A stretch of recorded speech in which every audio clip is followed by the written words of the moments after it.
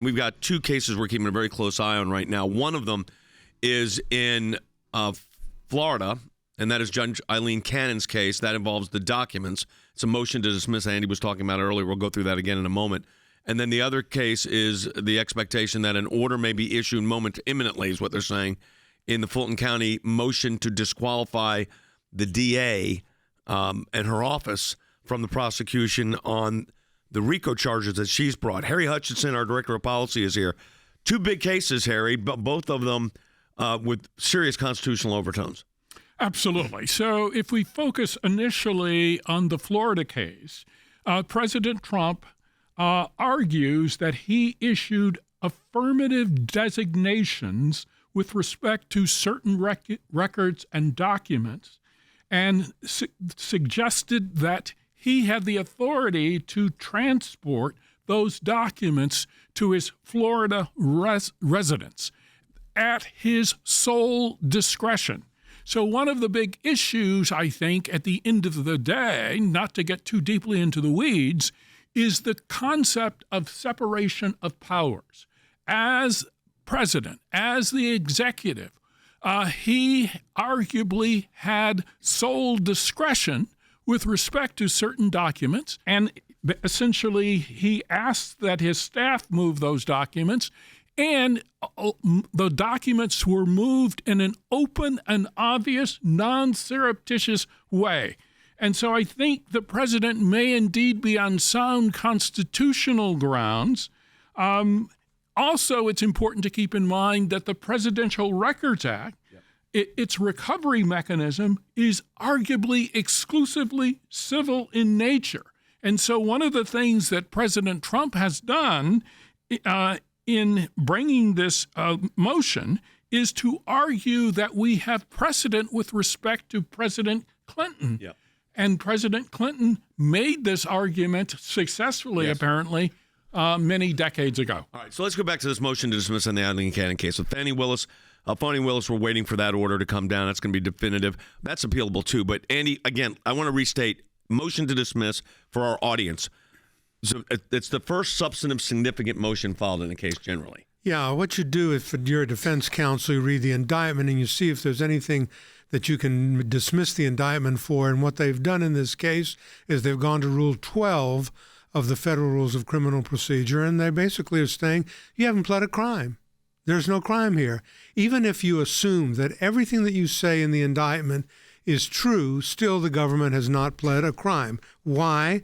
Because, as Professor Hutchison said, the president designated the documents as personal, and the National Archives has no right to control or seize them, and no criminal proceeding can be brought.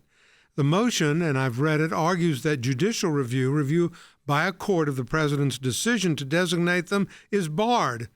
Can't do it based on separation of powers, and courts don't have any authority to review even whether that classification decision was made properly or not. That's up to the president. And if you want your records back, the way you get them is going in court and you file a civil action for recovery of the materials, but it certainly isn't criminal. Of course, the two-tier system of justice here is incredible. You got Joe Biden. Can we play that bite? Okay, this came up in the testimony with Robert Hur, the special counsel. Listen to what Joe Biden's document situation was. Mr. Hur, classified documents were found at the Penn Biden Center? That's correct. They were found in President Biden's garage? In Wilmington, Delaware, yes. And in his basement den? Also in the same home, yes. And his main floor office? Correct. And his third floor den? Correct. At the University of Delaware? Correct. And at the Biden Institute? Correct. But no criminal charges. Now, you can't indict a sitting president, but he said he wouldn't have done it even if that wasn't the position of the Department of Justice. Harry, we call this the two-tier system of justice, but let's explain what that means to our audience. Essentially, with a two-tiered form of justice, we basically designate criminal charges on the basis of political preferences. So with respect to Donald Trump, many of his opponents essentially see him as a threat to democracy. And so they are basically trying to deploy any means necessary to prevent him from running for office. And so we should ignore, in many cases, the so-called underlying criminal issue. What's the purpose? The purpose is to prevent Donald Trump from running successfully for president in 2024. Meanwhile, the individuals that claim that Donald Trump is a threat to democracy, they are quite willing to excuse the behavior of Mr. Biden and perhaps the behavior of his son. And it's also important to keep in mind what a precedent has shown. We did not charge Bill Clinton criminally with respect to misusing classified documents, and we did not charge many of Clinton's officials, the individuals that served in his administration, with criminal charges. I think it's a mistake to charge anyone, whether it's Biden or Donald Trump, for these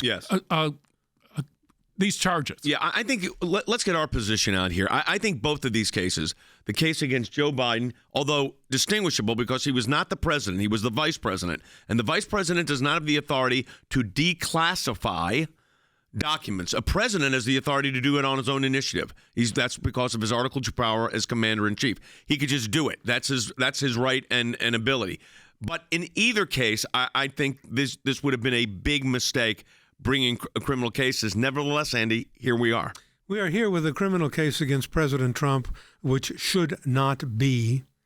And you have a declination of a criminal case, a case against President Biden, which is as it should be.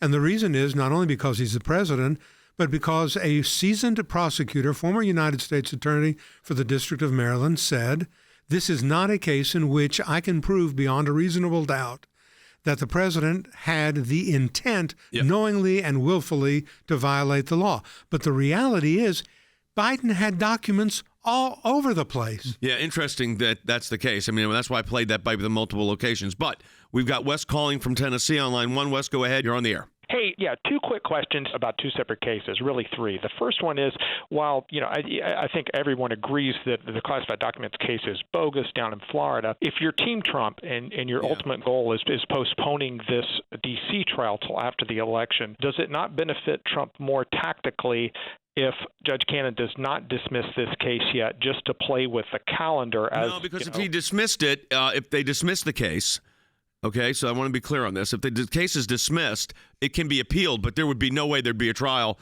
with the appeal process of the 11th Circuit Court of Appeals before that period of time. What was the other thing you wanted to say? I've heard some lawyers speculating, particularly some lawyers in Atlanta, about Judge McPhee's ruling yesterday dismissing six counts of the Atlanta indictment. And if you read any tea leaves from that on how he's going to rule on disqualification. No, it's really hard to read tea leaves, especially when they're saying the order is imminent.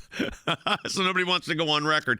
I think we're going to get an order today or maybe tomorrow, but all indications are it seems to be that it may be coming today.